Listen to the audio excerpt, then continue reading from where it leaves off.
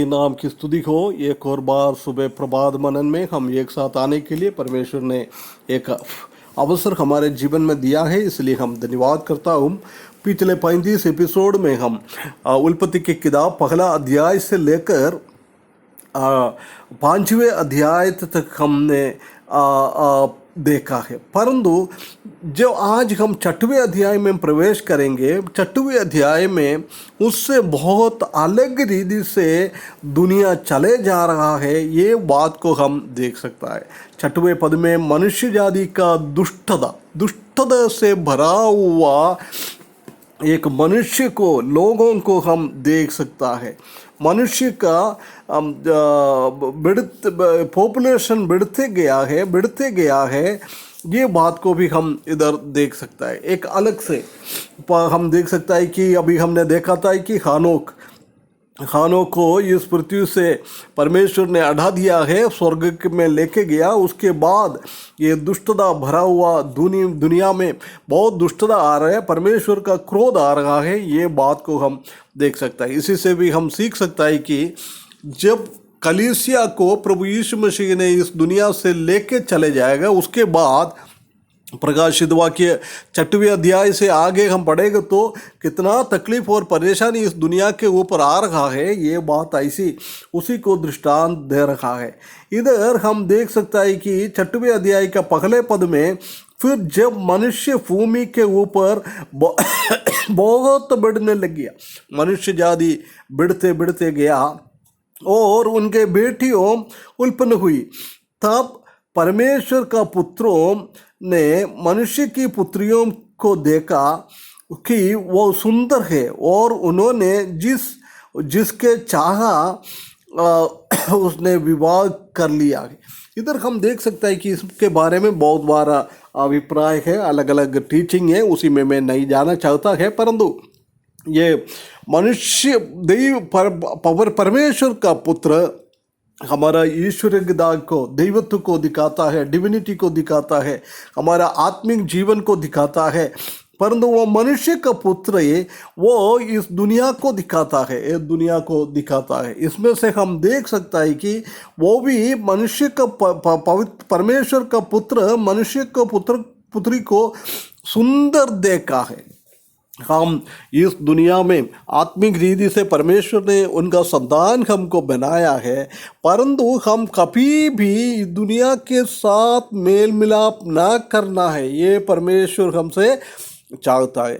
ज्योति को अंधकार के साथ कोई मेल मिलाप नहीं है, ऐसी परमेश्वर का पुत्र को मनुष्य का पुत्र के साथ कोई संबंध नहीं। तो स्वर्ग की ओर हमको परमेश्वर ने बुलाया है, इस दुनिया में कुछ दिनों के लिए हमको छोड़ा है, परंतु कभी भी हम इस दुनिया की दुनियादारीदा में हम नहीं जा रहा है। हमको एक अलगापन का एक अनुभव, एक सेपरेशन का अनुभव हमारे जीवन में होना बहुत जरूरी है। इधर हम देख सकता है कि जब ये दोनों आत्मिक अवस्था और जड़ का अवस्था, लौकिक अवस्था और दुनियादारी में दोनों एक साथ मिंगल हो जाता है, उसी के द्वारा हम देख सकता है कि कितना सारा कठिनाई अब दुनिया के ऊपर आ गया है। बहुत सारा मल्लयुद्ध करने वाला, परमेश्वर के विरुद्ध करने वाला बहुत सारे लोग उसी के द्वारा जन्म लिया है। हमारा जीवन में भी हम आत्मिक रीति से परमेश्वर ने हमको बुलाया है, परंतु हम इस दुनियादारी के पीछे चल रहे हैं तो हमारा जीवन से भी परमेश्वर के लिए कोई भलाई नहीं होगा, परंतु परमेश्वर के विरुद्ध काम करने वाला हम निकल जाएगा। ऐसी एक अवस्था हमारे जीवन में ना आए। हम जानता है कि कुछ पौधा है, वो पेड़ के ऊपर चढ़ता है, क्लाइंबर्स बोलता है उसको। चढ़ने के टाइम कभी कोई पेड़ वो पौधा वो किस में चढ़ता है, उसी के ऊपर इतना जोर से पकड़ता है, कितना भी अपन खींचेगा तो भी वो निकलता नहीं है। परंतु कई ऐसी चढ़ने वाला पौधा है, कितना भी ऊंचा जाओ, हम नीचे से एक बार पकड़ेगा तो वो नीचे आ जाता है।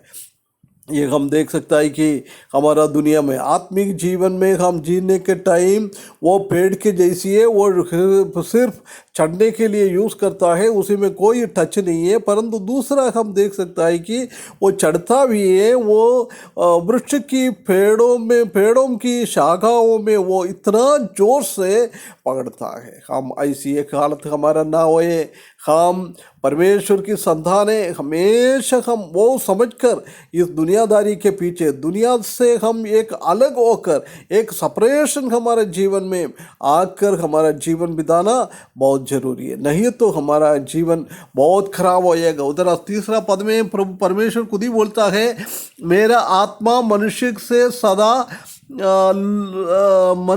सदा लो विवाद करता ना रहेगा। देख, इतना गंभीर स्थिति से ये दुनियादारी का लोगों के साथ वो जुड़ गया है। परमेश्वर कभी भी उनसे वाद विवाद ना करेगा, उसको हमेशा के लिए छोड़ेगा। इसलिए ऐसी एक अनुभव हमारे जीवन में ना आए। हम मसीही लोग हैं, हम विश्वासी लोग हैं, पवित्र लोग हैं, वो पवित्रता के साथ हमारा जीवन बिताने के लिए दुनियादारी के साथ हमारा कोई भी संबंध सिर्फ एक उखाव पक्षी की जैसी वो ऊंचा ऊंचा जाता है, सिर्फ उसका खाने का चीज़ के लिए वो नीचे आता है, बाकी सब ऊंचा में रहता है। ऐसी हमारा जीवन में भी ऐसी जीवन बिताने के लिए दुनियादारी से अलग होकर आत्मिक रीति से हमारा जीवन बिताने के लिए परमेश्वर हमको सहायता करे, उसके नाम की महिमा हो।